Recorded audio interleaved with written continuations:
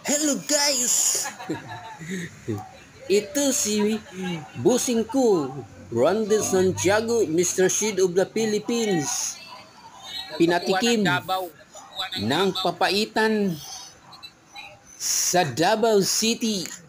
Ibang lasa daw ang papaitan sa Davao, guys, kaysa Maynila. Kaya namili kami ng pomelo sa Davao City. Nung pumunta kami, pinatikim siya sa Rudsmar, Kambingan, sa Lanang, Davao City.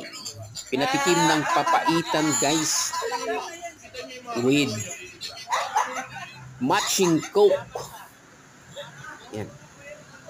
Pampatulak ng papaitan, guys. Masarap daw yung papaitan ng Davao City. Junta Perla, Mex Vlog.